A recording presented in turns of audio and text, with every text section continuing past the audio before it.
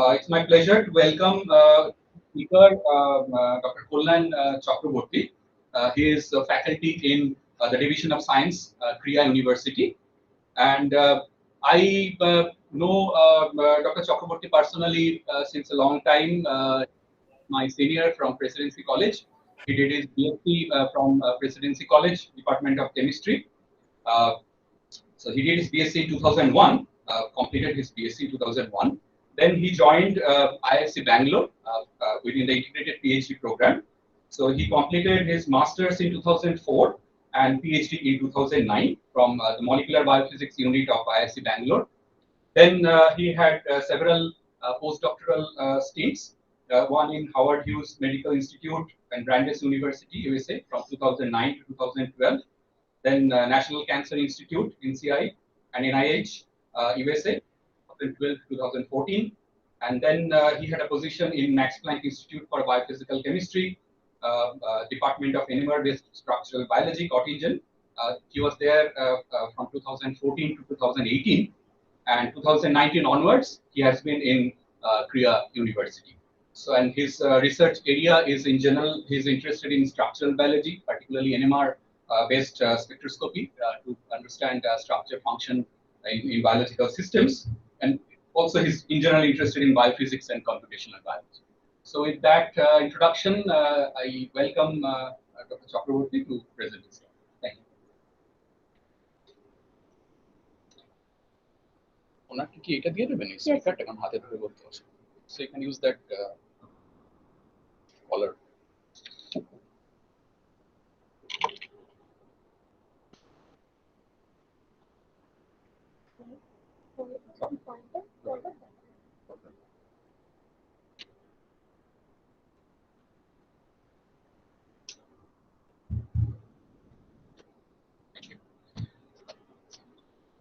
Thank you so much. Good morning, everyone. Thanks for coming, and thanks, Sumon and Rajiv, for this kind invitation. It's a great pleasure to come here to give this talk. Please give me a second while I kind of fix it so that. Okay, I hope I'm audible. Okay, so I will talk about conformational dynamics in proteins. And like already mentioned that this is I'm part of Krea University, which is so just a very brief introduction since this is a very new setup. This is like set up by run by Collective Corporate Philanthropy, and we are based near Chennai, Liberal Arts University. And okay, so what someone mentioned already is that there is, of course, this established field of structural biology, where the basic premise is that the function can be understood by structure. But that's not the whole story. I mean, of course, the dynamics is important, and I don't have to tell this audience that I think many people have very active interest in dynamics. Where I think I will diverge is that I will talk about quite a much slower time scale of dynamics. Okay, so I will talk about millisecond to microsecond dynamics, and what I will try to demonstrate is that there is a time scale that is what we can call biologically relevant. Okay, the chemistry is happening at a much faster time scale, but the biologically relevant time scale is much slower. So okay, so just as a brief introduction, so what I will talk about is that the effect of this slow dynamics, microsecond, millisecond dynamics in molecular recognition. That is, molecule A is binding molecule B. Now, molecular recognition is, of course, I don't have to, I cannot stress this enough that this is probably the most famous molecular recognition for the last couple of years. This is the spike protein of the SARS-CoV-2 virus. And it makes an unfortunate contact with a completely unrelated receptor in human upper respiratory tract, and there is the angiotensin converting enzyme. So this did not have any connection with this except that they made this unfortunate recognition. Okay? And as a result, this is the first kind of the molecular handshake that starts the cascade of the whole series of unfortunate events, which ultimately causes the virus to get into the cell and cause infection and all that. So molecular recognition is important. And the specifics of molecular recognition are also important because, I mean, one can argue that originally this was not an intended recognition because the species were different. The SARS-CoV-2 virus were probably not in humans, and this is a human receptor. But this crosstalk or this promiscuity becomes very important. Okay. So, okay, molecular recognition is extremely important. So this is the recognition that, just as an introduction, I will not dwell on this. Why this is important to understand the details is, of course, in this example, if we still stick with the example, is that there are a whole bunch of mutations in SARS-CoV-2 spike protein, and especially because this is the RNA virus, this is particularly prone to mutations, etc. So basically, one of the reasons we need to understand this in more detail is, of course, whether what are the effects of those mutations, whether the mutations only at the binding pocket will be important, or mutations at far from the binding pocket are also important, so on and so forth. So how do we understand that? That has to be both structure and dynamics. So with that, that's a little bit of introduction, and I must say that that's a little bit of digression almost. So molecular recognition important, and then we basically start analyzing it in terms of a thermodynamic cycle. So I will kind of detail more about the framework and change the system. So it has been known for quite some time, in fact, as early as more than 50 years ago, that if there's a protein A and it binds a ligand, the ligand can be a partner. It can be another protein, a small molecule, and in many cases, especially if it's a tight binding, then the conformation of A changes, the structure of A changes. Okay. Uh, so this is the classic paper by Daniel Koshland about application of the theory of enzyme specificity to protein synthesis, which basically outlined the theory, which is the induced fit theory, which says that it first forms a kind of a loose complex with the ligand, and then that isomerizes to a final stable complex. And that also has been like the defining feature of structural biology and especially X-ray crystallography, because the idea has been that, okay, once we can solve the free protein structure, we can basically design inhibitors against that. Okay. However, this is the classic MWC model. This is basically for oxygen binding to hemoglobin about the allosteric transition. And this is like the genesis of the conformation selection model, which hypothesizes that basically there is already a minor binding compatible conformation already present without the ligand. And this is often not visible because this might be, let's say, 5%. And maybe the measured conformation is 95%. So experimentally it's difficult to measure or detect, but that selectively binds the ligand. And then this equilibrium is shifted. So this is the conformation selection. Then interestingly, Shanja in 2011 wrote a rather provocative review that conformation selection or induced fit 50 years of debate resolved. It's kind of interesting for the provocative title. Otherwise, it's a rather it's the paper was not very, or the review was not very useful. Let's say. So okay, and for a little bit of artistic abstraction, so this is a lithograph by Escher. Escher is famous for drawing these paradoxical drawings, right? So Escher, and this particular lithograph was called Ascending and Descending, and which it shows it's like a seminary, and these are the monks, and this is like a paradoxical architecture. This is like an endless staircase. Okay, so what I find is that this is particularly useful to think about these thermodynamic cycles, because all the concepts of the flux description of the reaction or the product, the reversibility, the principle of microscopic reversibility, it's all there in this architecture. So it's that way quite beautiful. One of my friend pointed out this is the life of PhD students. But okay, let's move on. So so the system that I will talk about is a small internal calcium sensor Among other reasons, it's small because the technique that I will use and that I will establish in a few slides from now, nuclear magnetic resonance, it has a size limitation. So that's why we wanted to choose a well-behaved system. So that protein is called recovery.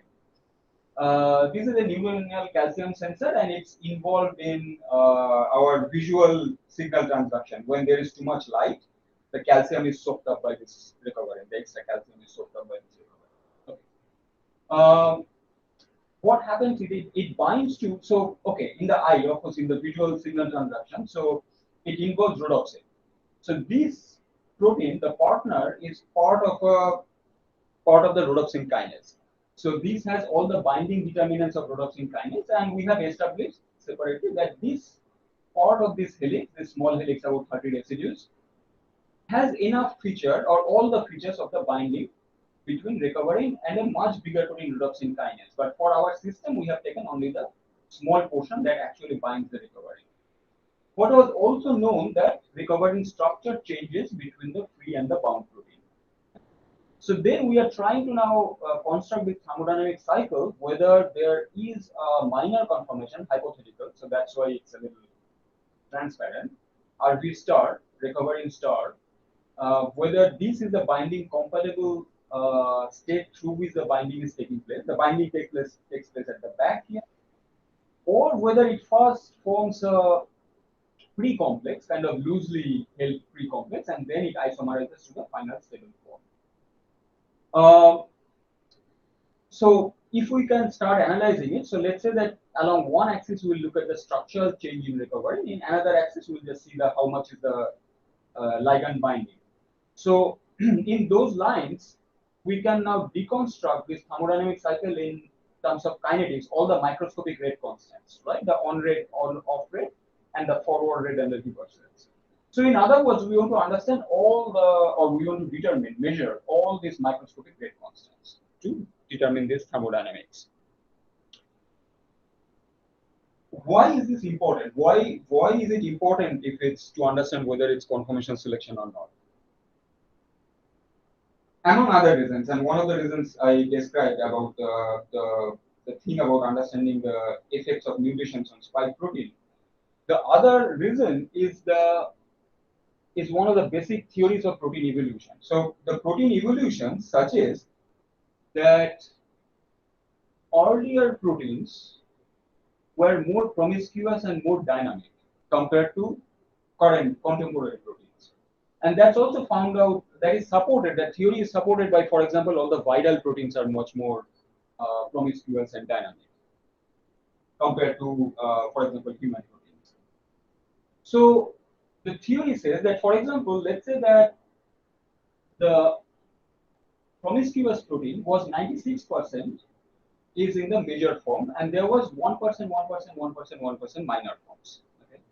So the major form does what it does, and the minor form, one of the minor form, due to some change circumstance, started having some beneficial behavior. It starts binding something which was not planned for, not evolutionary design. Okay, so it binds. Now, if there is any mutation that will disturb the equilibrium and make it from 1% to 10%, will now become 10 times beneficial at the cost of the original protein going down from 96% to 87%. That's almost negligible. So in other words, in such a situation, if there is a conformation selection like mechanism where there are multiple different conformations which perform different functions, then if there is a mutation to promote one of the minor state that has a beneficial function, that has a huge evolutionary advantage at no evolutionary cost, because the major function is almost unchanged. So that means the subsequent mutation, so this argument can now continue. The 10%, now 10% to 20%, another mutation will again be favored. So on and so forth till the original protein diverges into two different well-speciated proteins or enzymes. Okay, so that's the theory of protein evolution. So that's kind of the premises are that proteins are dynamic and promiscuous. I'm sorry. These properties are the foundation stones of the evolvability, and at the cost of about 9.3% reduction in the native activity, the promiscuous activity can increase tenfold in such a conformation selection like mechanism. Okay, so that's why among other reasons why it's interesting to understand whether it's conformation selection or not, this in principle can be a proof of a theory of protein evolution. Okay? That way also it's important. So the technique that we chose is, so I discussed that it's a question of dynamics and it's a question of detecting very minor state of the molecule. So 95% is the major state. We want to detect the 5% or less. It might be even 1% of the minor state. So the technique that we chose was nuclear magnetic resonance. And again, I will not dwell much on the introduction to nuclear magnetic resonance, but mainly there are a few biologically active nuclei that are visible in a ultra strong stable magnetic field. And these atoms are hydrogen, carbon 13. It's a stable isotope, not a radioactive isotope, but it's a rare but stable isotope. And nitrogen 15, again another stable isotope. Not the usual one, not the most frequent one, but another stable isotope. And hydrogen. So all these are NMR active. So for biological molecules, fortunately for proteins, there is an abundance of hydrogen carbons. One can do some molecular biology to enrich the amount of carbon 13. You basically feed the bacteria with glucose, which is enriched with C13, so that all the proteins will become C13, all the nitrogens will become N15, and then one can do very nice experiments. So these are the experiments. So this is the so-called heteronuclear single quantum coherence spectra, where each dot here corresponds to a pair of nitrogen and hydrogen connected amide nitrogen and amide hydrogen. So the x-axis is the hydrogen chemical shift, y-axis is the nitrogen chemical shift. So these pairs are visible over here. So the first two spectra, which is when the protein is free, recovery is free,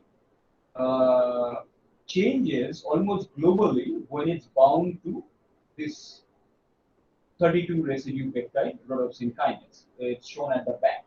So basically only at the back the binding is happening, but the changes are happening all over the protein. So it's kind of a global change. The second point that I will draw your attention to, so just to re-emphasize, so for example, for the glycine 115, there is no shift. If there is no change, then they ideally should have been completely overlapped. Glycine 79, there is a reasonably and measurable shift. And one would expect, just by looking at the structure, that probably the changes will be limited to the binding pocket or the binding cavity, but one can see there are large changes in the spectrum overall. And one beauty of the NMR experiment is that we know identity of each and every of these peaks. Okay? So because we know the identity of, and so basically we can map each of these peaks with the particular residue numbers, amide, hydrogen, and nitrogen. Okay. The other feature is in the line shape, and that's the reason why it's not just a dot, because it detects as a peak. Okay? So the line shape is a property of relaxation of that nuclei. So, and that relaxation depends on the kinetics that the molecule is experiencing.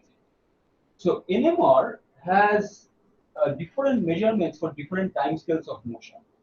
So they are largely divided by the rotational correlation time tau c. The whole molecule is rotating. Very approximate rule of thumb is that if it's a 10 kilodalton molecule, then it's a 5 nanosecond rotational correlation time. It's basically the numerical value divided by 2 and the kilodalton converted to nanosecond. 20 kilodalton protein will have roughly 10 nanosecond rotational correlation. Okay, so during the so the rotational correlation time is a big discontinuity, but otherwise there are locally flexible motions, vibration, libration, which are in the picosecond nanosecond time scale, and these are something called heteronuclear anyway, then relaxation times, transverse and longitudinal relaxation times are the experiments to measure picosecond nanosecond time scale motion. And then there are collective motions which are much slower. So, for example, millisecond to microsecond, where catalysis is happening, then secondary structural motion like a helix motion or beta strand motion is happening, domain motions are happening, and also ligand binding and allosteric. All these are in the millisecond microsecond time scale, and there's a particularly powerful experiment which is called Carr-Parson-Neighbour-Gill CPMG relaxation dispersion experiment. So what CPMG relaxation dispersion does is that imagine Olympic race. Okay, so everybody is at the start block at time 0, so in phase. The race starts, or the sprint starts. So people start dephasing. The athletes start dephasing, right? The Usain Bolt is in the front, and I don't know, somebody is at the end. So dephased. Now imagine that after 5 seconds, everybody has given a 180 flip. Okay. Now then after another 5 seconds, they will again all come back in phase, because Usain Bolt will cover the maximum distance, the slowest athlete will cover the minimum distance, but after 5 seconds, they'll form an echo, so speed echo. So, except that will happen at 5 seconds. If the thing is done at 10 seconds, that flip, then maybe Usain Bolt and some others have already finished the race, so they will not come back. So you will lose some of the magnetization. So in other words, depending on at which frequency this refocusing pulse is applied, one can now measure how fast is the motion, whether it's fast enough to refocus everything or it's slow, so some of it is lost in the relaxation process or not. So that is a very brief and yeah, like a plebeian description of CPMD experiment. So that's one of the methods to measure kinetics. Okay, so I will not. Okay, I don't think I have the data to show here, but okay. The other thing that can be measured is that the thermodynamics of it. Now, thermodynamics can be measured very effectively using any form of calorimetry. For example, this is isothermal calorimetry, where the overall binding affinity of two molecules can be measured. And this is just an interesting feature, so I kept it here, that basically one can see that because of the entropic effect, how the binding enthalpy changes from a endothermic to exothermic as the temperature increases. Okay, so that's basically because this flow of this enthalpy. So, for example, at 10 degrees Celsius, the enthalpy values are almost 2, to it goes down to 0.3, close to 0, and then it becomes minus, let's say, 0.5 or so. So that's like a linear, it's a line where the slope is the delta Cp, the specific T at constant pressure. That's basically because if there's a large hydrophobic interaction, then what's happening is that all the water molecules are energetically unfavorable in the hydrophobic surface. When the binding happens, then the water is released to the bulk, and it releases about, I think if I am right, about 2 kilocalorie of energy per water molecule. So one can do some approximate calculations as to how many water molecules are covering that hydrophobic surface, etc. Okay. Where it gets interesting is that now, so we can measure the kinetics using the CPMG experiment, and then we developed a little bit of analytical framework to show that what will be the kinetic signature when in an induced fit binding mechanism in a conformation selection mechanism. So one of the features of conformation selection is that if we are fortunate that the P1 to P2 is the slowest step in the binding kinetics, then in principle this is the rate determining step. Rate determining step is the concept of, I guess again, you don't need a example of that, but if I have to give one, I think the best is when I am boarding an aircraft. It's a narrow aircraft, narrow passage. Everybody is boarding online, and I'm fumbling with my luggage to put it in the overhead bin. So I'm blocking the boarding of the entire passengers behind me. So that's the rate determining step. So here, this is the rate determining step. Okay. So what we did is we published this work in. Okay, I don't have it. So we published this work. So we measured the rate determining, we measured the kinetics, and we shown that basically the overall binding kinetics is fitting the conformation selection mechanism. There are two features. Basically, this is the unambiguous determination of conformation selection, and this is the feature. And you can see that with very large ligand concentration, it's asymptotically going towards the rate determining state formation of the P2. And then, interestingly enough, computational biology group later kind of took up, and they wrote this paper, how to distinguish conformation selection and discrete based on chemical relaxation rates. So we published this work in a journal called Cell Reports in around 2016, and then 2016 itself, I think, Paul and Weichel, they developed this theory and they took our data, and then they benchmarked their model using our data and did a Bayesian analysis of the data to show that it's really indeed conformation selection. So that was quite satisfactory. It's like so just to re-emphasize that this is now we have been able to show we have been able to measure all the microscopic rate constants, that basically that this forward rate is about 33 per second and the reverse rate is about 1000 per second. So as you can expect that this is only 3% populated, right? But we can measure the kinetics and we can now take it all into account, including the binding affinity, and we have a very neat thermodynamic model of binding.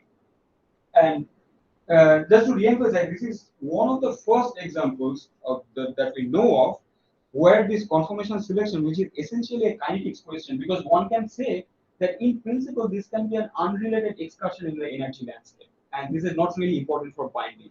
So the way to show this is important for binding is only through kinetics, and this is one of the first times I think we have shown unambiguously that this is a kinetic signature of conformational selection. And just to re-emphasize that in the energy landscape picture, of course, the slowest state is the highest energy barrier. So this does not mean there are not other motions. So for example, the major state of recovery probably has many very rugged energy landscape at this point, this state. The minor recovery also has different energy states. It's only that the transition from major to the minor is the rate limiting state or the highest energy barrier. So with that, I will go a little bit into the current interesting, I hope interesting system that we are looking at. And so basically one of the things we are again looking at is to now find another interesting system in which this conformation selection is important for its function.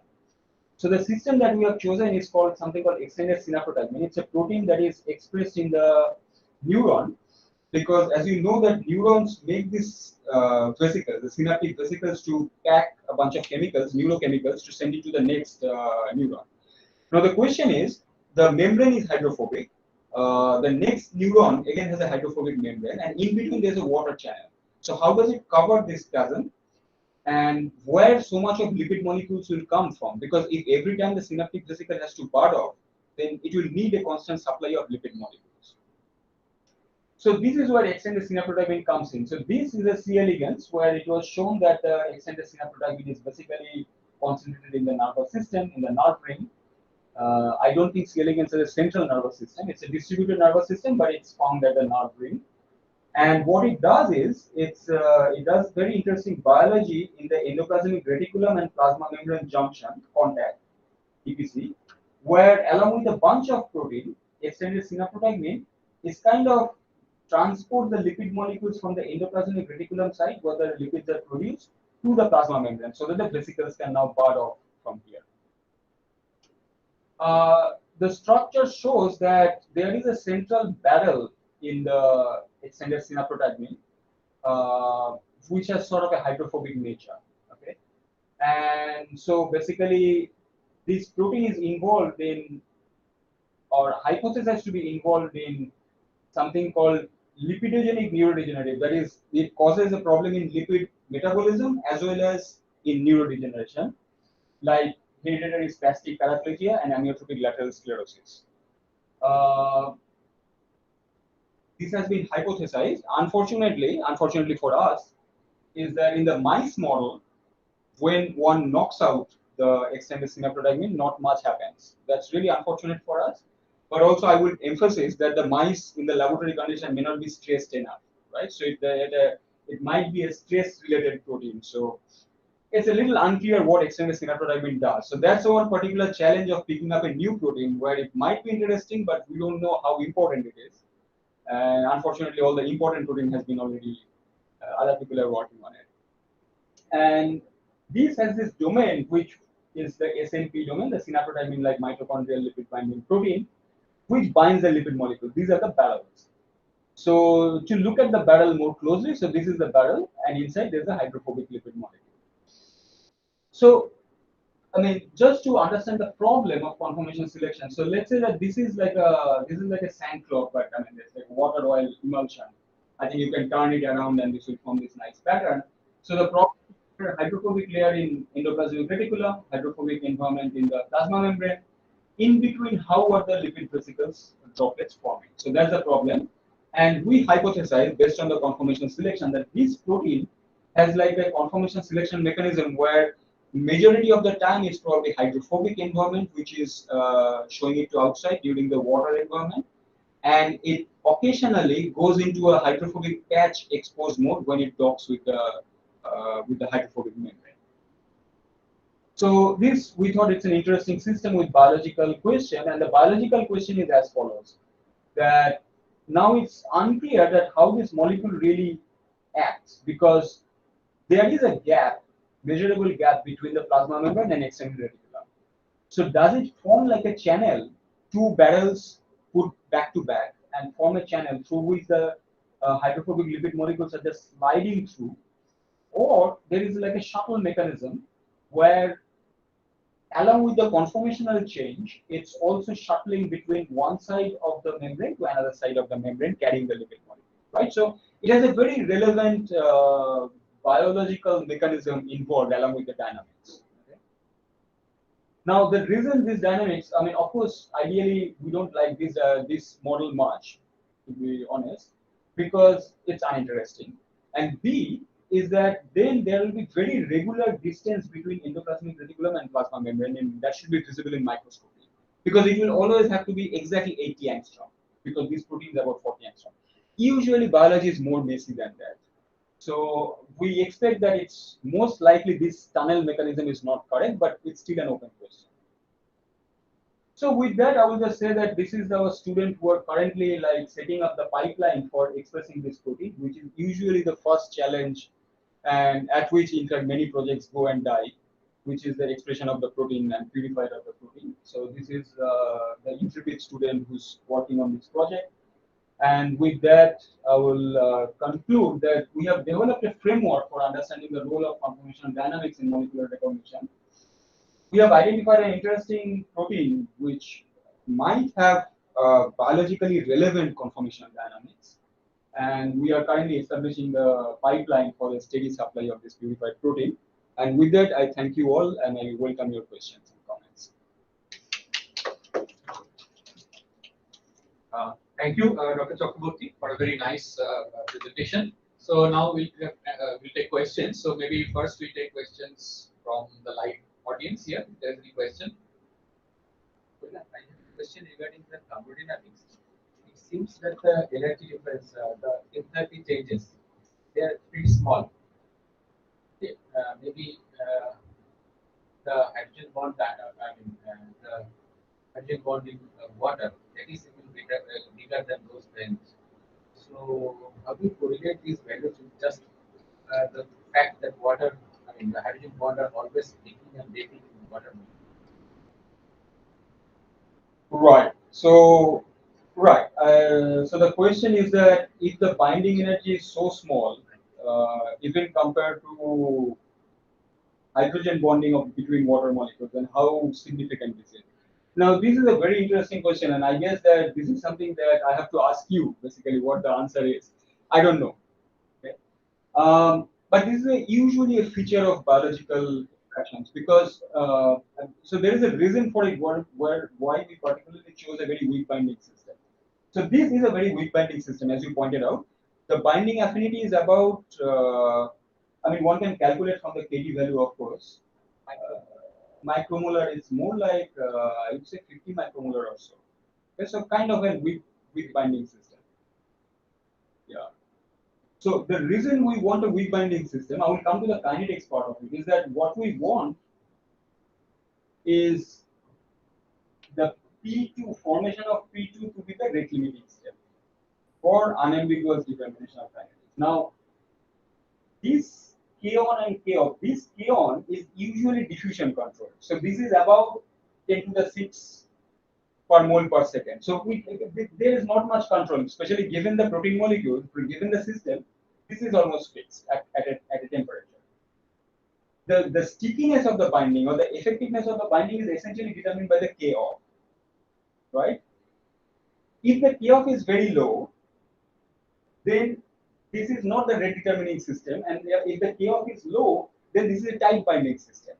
So in other words, the fact that this one is a rate limiting step is more likely to be true in a weaker binding system. And in biology, there are lots of weak binding systems where the transient interactions are very, very important. Okay?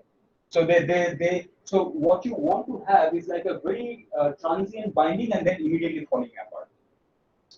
Now, in terms of thermodynamics, that while it's inside the solvent cage with a stronger hydrogen bonding, and how it's coming on and off so fast, that's I think a fascinating question, and I do not know enough to. And since this is a very weak binding, so does it face any competition with some stronger binder?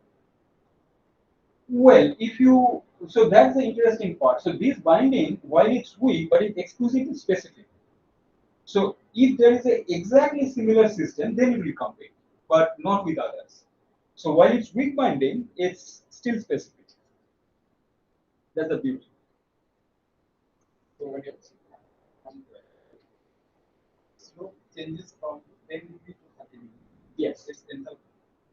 So this can be explained by release of water molecules. Yes. So what happens like if the active site is not hydrophobic? Let's say we have like charged recipes there. Yeah, that's another interesting question. So I would say that, I mean, active site as in, I'm assuming that you are saying the interacting surface, because this is like a binding of two things. So what the question is that this argument is for a hydrophobic surface, because of course two hydrophobic surfaces coming together, the intervening water molecules are released to the bulk, and then basically you have an exothermic binding.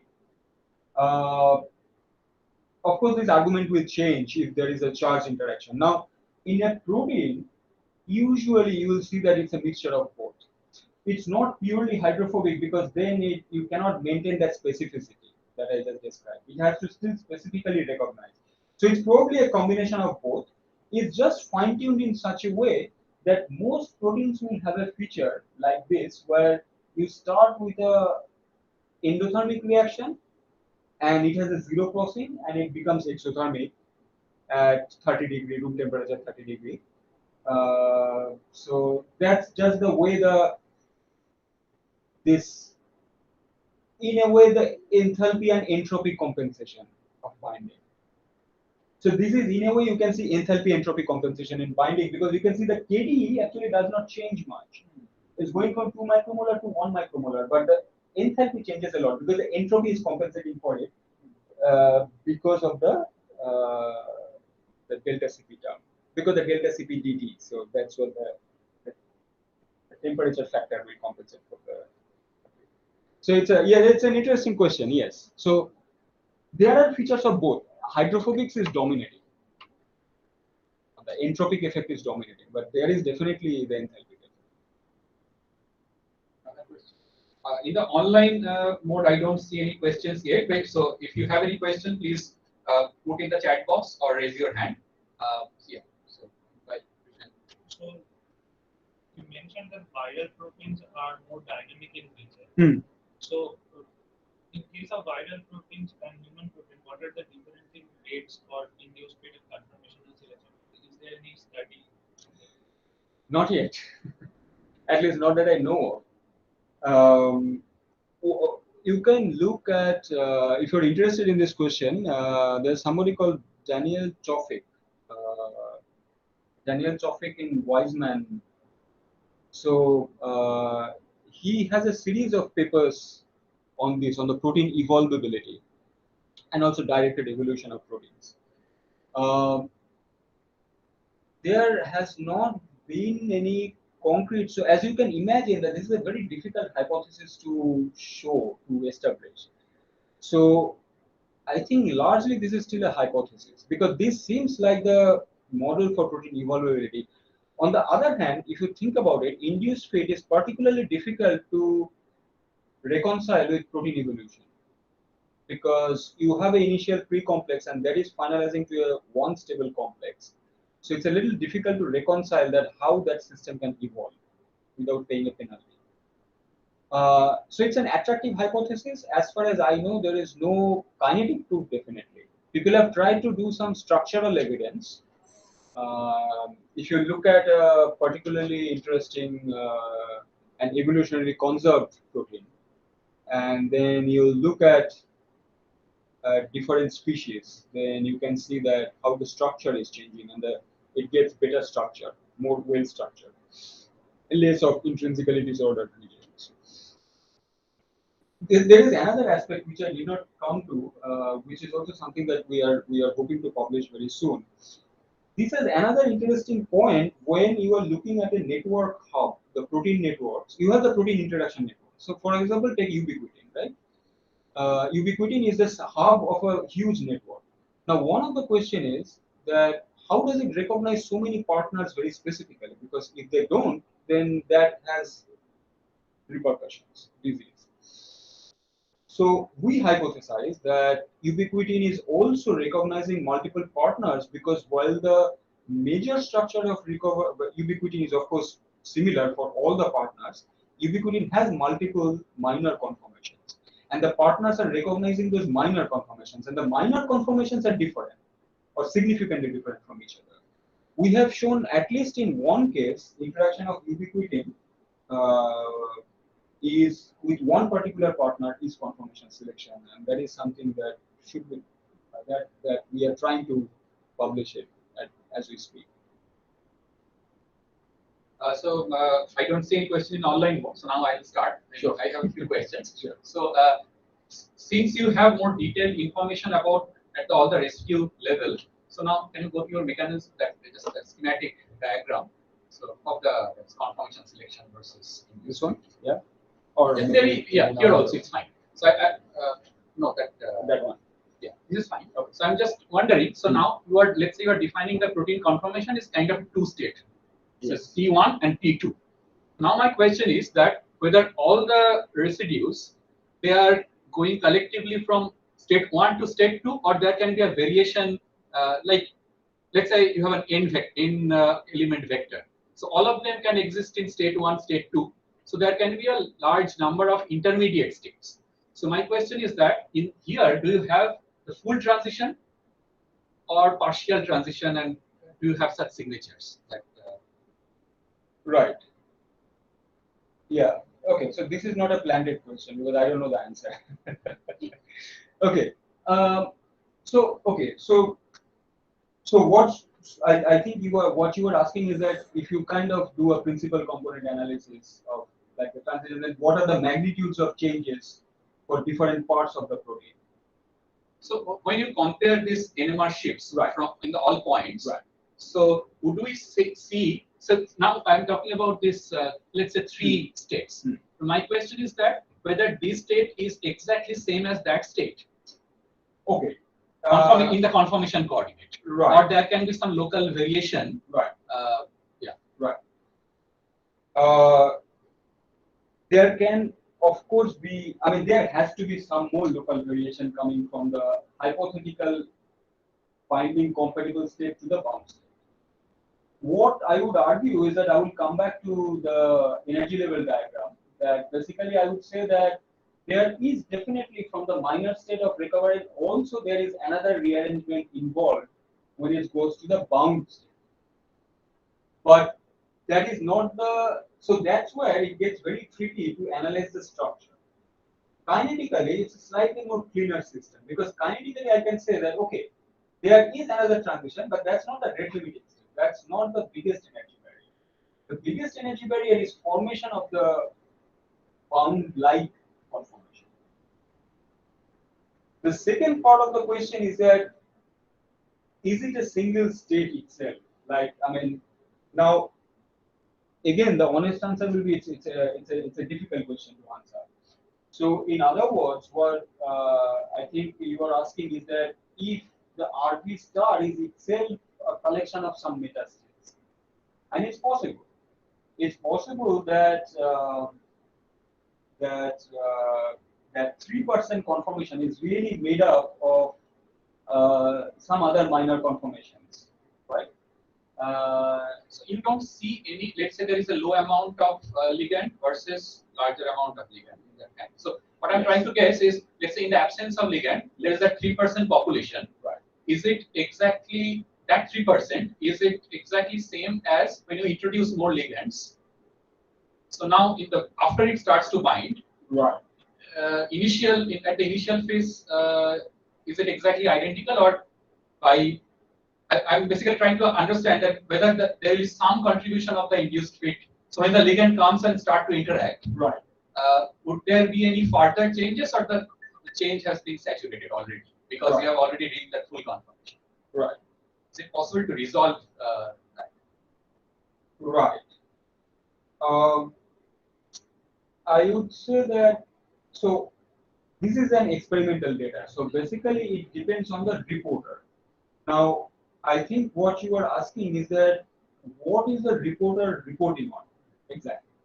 So let's look at it. If it's a, let's say, a fluorescence experiment, right? So there is, I mean, the reason is the tryptophan is shown because tryptophan is basically the fluorescence reporter that we have used in our experiment.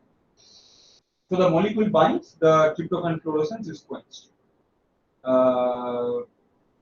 Now, one can measure it in stock flow. I mean, so we measure it in stock flow like setup.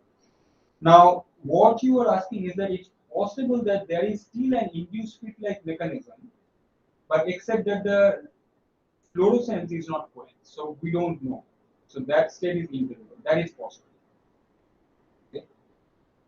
What I would, however, argue is, again, that's where the kinetics, I think, I have to think about it, but I think the kinetics is important, that if there is an invisible induced fit because the fluorescence is still not quenched, one have to think about whether then the final bound state will be rate limited by the formation of the binding compatible state or not. Because even if this binding is invisible, then one can argue that once you are saturating it with ligand, this will just continue increasing the kinetics. So that will be my argument, but I have to think more about it. Yeah. Is there any way to get the time evolution of the NMR shift? Is there any such experiment that at each point how it is evolving with time? Is it possible to resolve the kinetics? It is possible to resolve the kinetics. So that's where the CPMG experiment comes in. And in principle, one can analyze. So essentially, I'm kind of interested in, from my perspective, is to understand the exact coupling between the conformational coordinate and the ligand binding coordinate. Right. So now, if I try to think in time exactly what is happening. Right. So the ligand, so essentially exactly that's what you have been telling, that model, that ligand is first coming and then the shift is happening. Right. Or versus that it's already pre-existing. Right. So now the question is, when you say it's pre-existing, whether all microscopically all of them are pre-existing, or there is some substates, as what I was asking. Right. So if I could monitor each of the probes locally, each residue, each NH bond in some sense, and see that how locally how the kinetics is changing on ligand binding. So I can probably spatially resolve that in which region the change is happening first and how it is propagating and so on. So that is where I think that computation is absolutely essential. Because one of the things of NMR is that the amount of shift is not reflective of the amount of change. So in other words, I mean, this is more like a, in some crude way, I would say this is more like a fingerprint. That the fingerprint has shifted, but that does not necessarily say that this part has shifted more and this part has shifted less. That's one weakness. NMR, where it's powerful, is that NMR gives local kinetics information of each of the bits with the caveats of experimental data. So now at the granular level, that whether the N-terminus of the protein is having more shift of the binding compatible from compatible C-terminus protein of the not or not, that kind of granularity just the data errors do not allow that kind of granularity in experimental data. Where it can be much more, so that's where one has to either get lucky with the system, because if the system has kind of like a lead open close motion, okay, and many people have studied, for example, Louis Kay has a series of papers on a lead open close motion, then it's kind of a structural argument that okay, it has to lead open or close. Otherwise, I think that largely it's still an open question that the exact structural correlation with the dynamics. There is another problem we face with the computational study, because many of these are backed up by molecular dynamics simulation to the extent that we can, because now we are looking at millisecond to microsecond motion, which is quite long for MD simulations. But in a way, MD simulation force fields are such that any of the standard force fields, the kinetics is usually, even when it's an unbiased simulation, the kinetics is sped up by almost orders of magnitude. The thermodynamics is matches perfectly with experiments, but the kinetics is sped up by 2 to 3 orders of magnitude, and that has been reported also. So we are hopeful that, I mean, there are two things. One is that we need to better understand the effect of the force fields on the transitions. And the second is that there is a lot to be understood in terms of the structural changes that are happening. Yeah, just one. This is more like a textbook kind of question. I want to understand this technique better. So each of these points, as you said, that they are all these individual residues. So in this technique, if you have a large protein, what are the chances that there will be degeneracy? That, I mean, what controls this the dispersion of the points? Right. And is it possible that the multiple residues can Yes. be at the same location? Yes, both are possible. So that's where two things come in. One is the size. So that's why you want to have like a manageable size of the protein, because otherwise, basically, what you are asking is that whether there can be overlaps. For sure. What happens is, so for example, glycines. Why are the glycines at different places? Because this glycine might be hydrogen bonded with something. This glycine might be in a torn. Another glycine might be in a helix. So those local environments change the. Just a follow-up question. How do you do the assignment? Yeah. So this assignment is done. Usually, what you can do is once you have this level, you can do in NMR. So basically, compared to other forms of spectroscopy, the NMR excited states are really long-lived. The quantum states are really long-lived. So you can transfer the coherence from hydrogen to nitrogen, nitrogen to carbon. Now, and again further. So then the advantage is that depending on the amino acid type, one can then say that, aha, so if this hydrogen is chemical shift blah, nitrogen is chemical shift of this, and the carbon chemical shift is of this, then this has to be a glycine. And one can also transfer the coherence in the reverse direction. So basically, then eventually what you have from NMR experiments is like a stretch of, let's say, glycine, alanine, proline. Okay, proline will be a break actually. So glycine, alanine, valine, isoleucine. So then you find out that, okay, where this order, This is a kind of a library of a smaller sequences. Yes. That you can. Yeah, then you can basically stitch them together. Say, okay, all right, this has to be the sequence of the. But there is chance of overlap for sure. Okay, so that's all. If there are no other question, I guess there is no other question. Hope not. If you have any question, please unmute yourself and ask, because I'm checking my phone. They can have a question.